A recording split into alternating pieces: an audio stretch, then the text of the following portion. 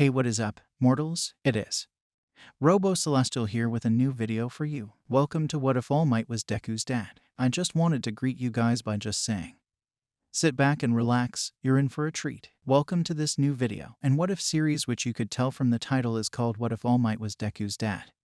Green and asking if this is All Might's son, which Tamura says it is, but does cause him to ask his master if he knew it was Izuku all along, which his master answers, I had a hunch but didn't know for sure. All I knew was that All Might had a son and was in UA, but that was it. Shigaraki's master pauses for a brief second before continuing. You may think of me as an all-knowing deity, Tamura, but I merely just have the power of one. I am still limited in certain aspects and needed you to help me confirm who All Might's son really is, which you have successfully done, meaning we can plan our next move much easier. Thanks to you. After hearing this, Shigaraki puts his head back down, saying, thank you, master. Before Tamura can finish, his master stops him and says, please Tamura, no need to be so formal.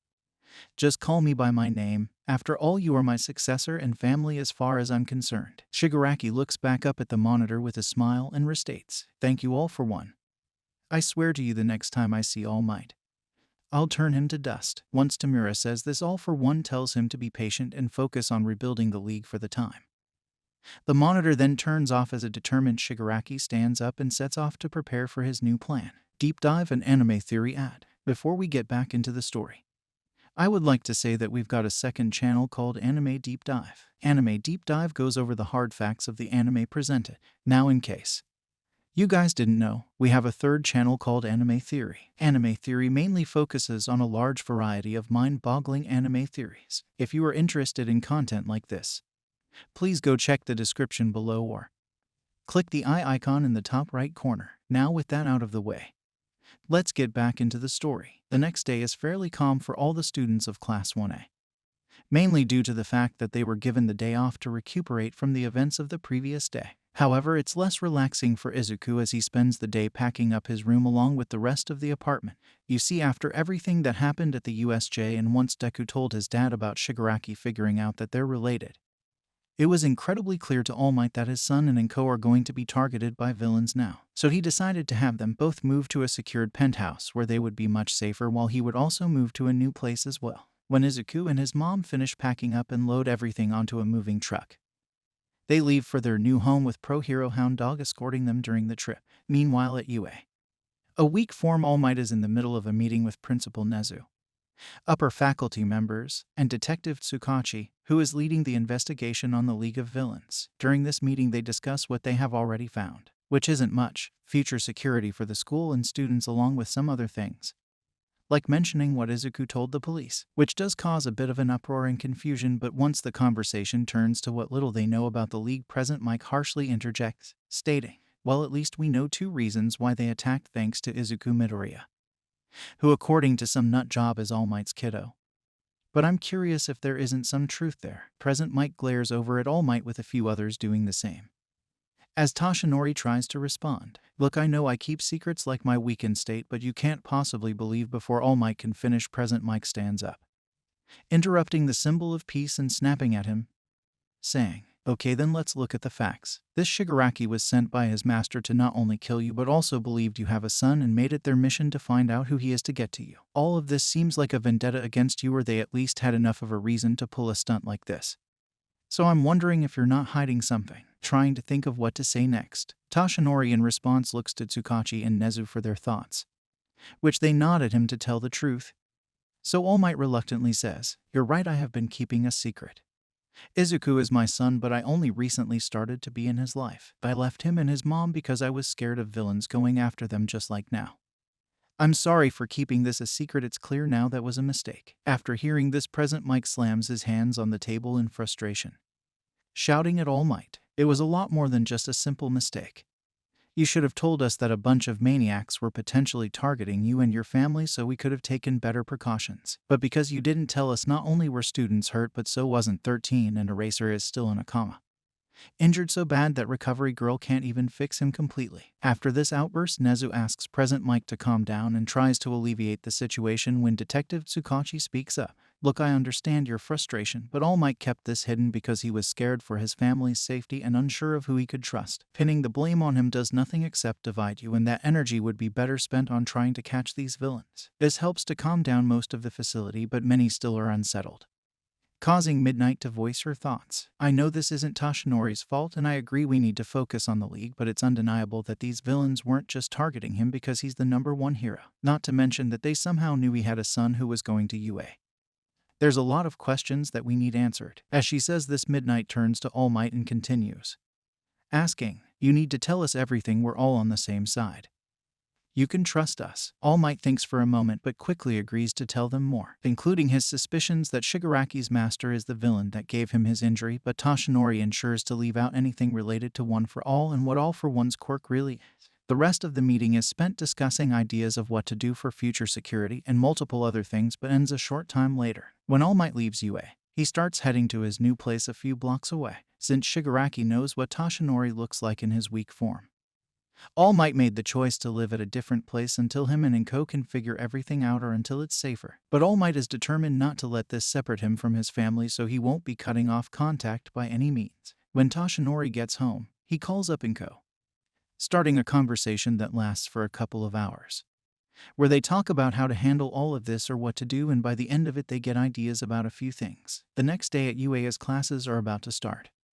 A buffed-up All Might is sitting in the teacher's lounge, staring at notes with a worried look on his face, when Present Mike walks in and greets him, saying, "Hey All Might, listen, I'm sorry about the meeting yesterday. When I turned up my volume on you, it wasn't a rockin' thing to do.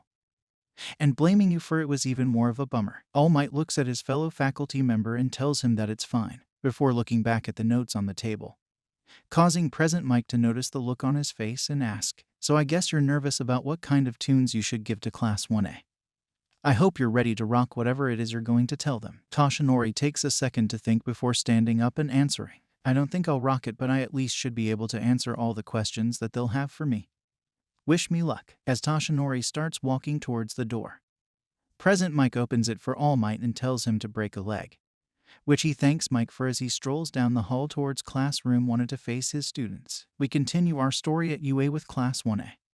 As they are waiting for the bell to ring, they discuss the events that happened at the USJ along with the news coverage about it and the attention that their class has been getting since the attack. This only goes on for a few short minutes until the bell rings and everyone sits at their desks to wait for their substitute teacher, while also wondering who it will be. Then a couple of seconds later, a buffed-up All Might bursts through the door, greeting the class with a bright smile and cheerfully hello. This surprises the whole class, including Izuku, but they remain quiet as the symbol of peace walks up to the podium, saying, "It's a pleasure to see you all again, especially after everything that happened at the USJ. Now we have quite a bit of things to cover today, but I understand if any of you have questions, so I want to take some time to answer any inquiries or concerns you may have. Please feel free to ask me anything." After this, a moment of silence goes by with All Might students feeling unsure of what to ask. But eventually Sue breaks the ice by asking how Mr. Aizawa was doing, which Toshinori replies to, saying, "He's doing fine. Unfortunately, Aizawa is still in a medically induced coma, but he is stable and should wake up in a few days. However, he'll need to be in the hospital for a few weeks after. So in the meantime, I'll act as his replacement." Hearing about their teacher worries a handful of the class, but are at least happy to know he'll recover. A few other small questions are then asked, but everyone is still avoiding the big one because they don't really know how to say it. Though a frustrated Bakugo, wanting to move on, suddenly and bluntly asks, "Alright, since everyone else is too chicken to ask, what's with that weak and pathetic form that you turned into after the fight with those villains? I'm sure we're all dying to know. So just tell us already." This question causes the class to look at Kaken, not expecting anyone to ask the question like that, but they then look back at All Might, curious to hear his answer. In response, All Might goes down into his weak form and explains his injury, mentioning that he got it from a villain but leaves out specific details and also lies about his quirk slightly, saying that it allows him to transform and use incredible power, which everyone buys with the exception of Izuku and Bakugo for obvious reasons. Once All Might finishes his explanation, a few more follow-up questions are asked by different students, though the biggest one is if the injury negatively affects his hero work, and he honestly answers that it does, which concerns everyone but Toshinori, still in his weak form, simply smiles and says, "Hey, no reason to worry, I can still take on just about any villain. I just won't be doing it as often. I know you're worried about me along with the future too, but I'll have to retire at some point. That's why I became a teacher here to help young heroes in training, like yourselves, to reach their full potential, and I'm confident that when you all become pros, then you'll easily be the next symbols of peace who can take my place." This calms everyone down, though they're still a little on edge about knowing All Might's condition. They are feeling better about it. Toshinori then asks if there are any more questions that they have, and after a brief moment of consideration, Sue raises her hand, asking, "All Might, I was wondering if you could. Can you tell us what the leader of the villains was interrogating Mr. Aizawa about? Me and Minta did hear him mention something about you, but we were too freaked out to really process what he was saying." This catches Toshinori a little off guard, but he plays it cool and quickly answers, "Oh well, thanks to what young Midoriya has told us. We know they were trying to get personal information on me, like family or close friends, but since Aizawa didn't know anything, they were unable to learn much, so there's nothing to worry about there." With this answer, no one has anything more to ask, so All Might gives a request to everyone to not mention any of this to anyone, and they all agree to keep it a secret. Toshinori then moves on to informing the class about the UA Sports Festival. Hearing about the sports festival gets the class excited, having completely forgotten it was even coming up, but a few students question if it's a good idea to hold it after the villain attack, but All Might explains that the administration thinks it's a good way to show that UA is safer than ever. All Might also mentions that it will be fine due to extra security that the school is getting, but the biggest reason why the festival will be held is that it's a huge opportunity for all the students at UA, so it's not something they can just cancel or postpone. All Might proceeds to explain more about its importance some more, but at the end of this he said, "I know it sounds odd, but trust me, the sports festival is a bigger deal than you think. If you can show off your talents well enough during it, then you could be set on a great path to becoming a pro. You only have one chance a year and 3 chances in a lifetime. No aspiring hero can afford to miss this festival." These last remarks make everyone feel more determined and ecstatic for the sports festival, but they don't dwell on it for long, having to move on to their lessons for the period. After some time, during a break, most of Class 1A hangs back and talks about the sports festival, getting more hyped for it as they do, though Uraraka is clearly the most excited as she keeps going around saying that she'll be giving it her all and telling everyone else to do their best in an attempt to pump them up more, and is generally being quite intense compared to how she normally is, confusing pretty much everyone there. Since no one knows what to say, they just let her keep going. And eventually the remainder of the class heads down to the cafeteria, with Ida, Uraraka, Sue, Kirishima, and Izuku heading there together as a group. While on the way to the cafeteria, Izuku stops the group and asks Uraraka why she was acting so intense, and she really doesn't know how to respond. So Ochako embarrassedly says that she's just really excited. A short conversation then starts, which leads Sue, who's a little curious, to ask Uraraka why she wanted to be a hero. And Ochako admits that it's for the money, which does surprise the group and embarrasses Uraraka because of how selfish it sounds, but she tries to explain her reason more, saying, "I know it sounds really selfish, but please don't take it the wrong way. I do want to help people, but I also want to give my parents an easy life. They've worked so hard and have had to worry about money all the time. I really want to make it so they don't ever have to be stressed out again and can take it easy."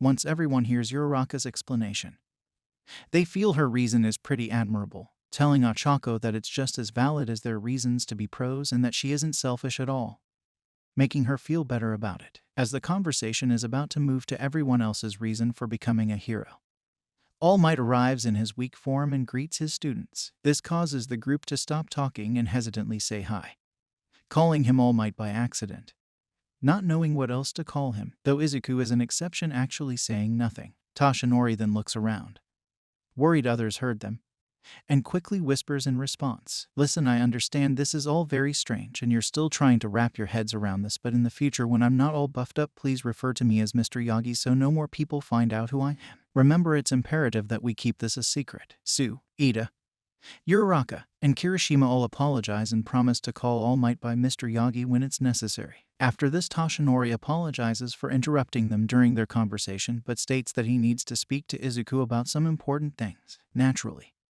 Deku's friends ask about it, and All Might just says that it's for some stuff about the investigation, along with him wanting to check up on Izuku and thank him properly for the heroic job he did at the USJ, which helps to satisfy the group's curiosity. Happy with the reason given, Ada, Sue, Uraraka and Kirishima head onto the lunchroom with no hesitation, as Midoriya leaves with All Might to talk in the teacher's lounge. Before we get back into the story, I would like to say that we've got a second channel called Anime Deep Dive. Anime Deep Dive goes over the hard facts of the anime presented. Now, in case you guys didn't know, we have a third channel called We The Celestial Naruto What If. We The Celestial Naruto What If mainly focuses on our Naruto What If series. If you are interested in content like this, please go check the description below or click the eye icon in the top right corner. Now, with that out of the way, let's get back into the story. Once Izuku's friends make it to the cafeteria and get in line, they begin talking about how Deku is so lucky to be getting praise from All Might for what he did, while also wondering if All Might is interested in Izuku's abilities, which catches the attention of Todoroki,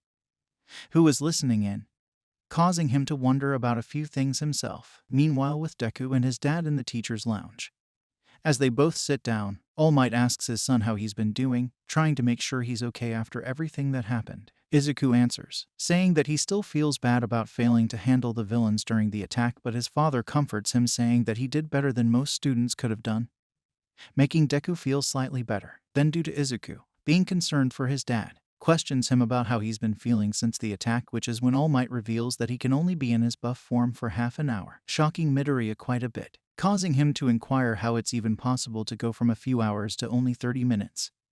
And All Might replies, well, you see, All for One has different facets of power, though I don't understand it fully myself.